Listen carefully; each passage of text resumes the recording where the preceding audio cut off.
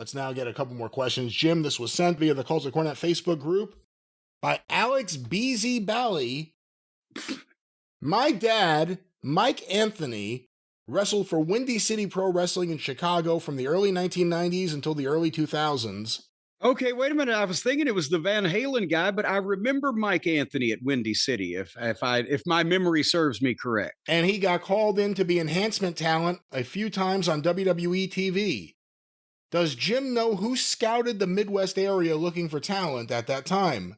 And does Jim know about Windy City Wrestling that were around in the 80s to the mid-2000s era? I thought they were still around, actually. I didn't know that they weren't. Well, I think in its original incarnation, Sam DeCero was the promoter of Windy City Wrestling. And again, when Vern and the AWA pretty much, abandoned live events and they were just doing the TV tapings that they had on ESPN and running, closer to home, Chicago, the greatest wrestling city in North America for 100 years, was sitting there, and wrestling was still so popular and so over in town that Windy City Wrestling got a local TV show.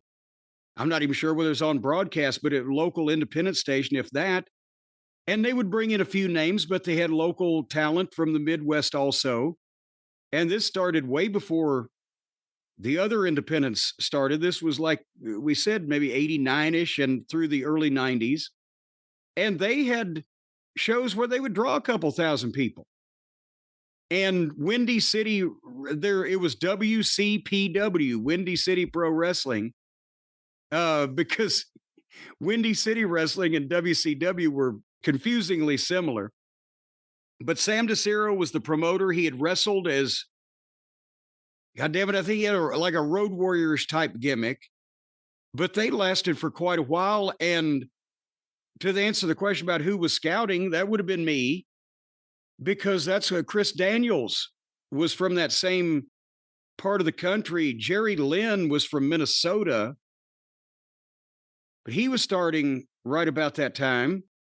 And I'm trying to think, with Chris Daniels, also Mike Anthony, and boy, howdy, Adam Pearce came along a little bit later. But there was another guy or two, Steve Boz. Steve Boz, I think, was part of that crowd. I used to get them booked a lot when for enhancement talent when we did TV up there. But they had a number of local guys that went on to some notoriety.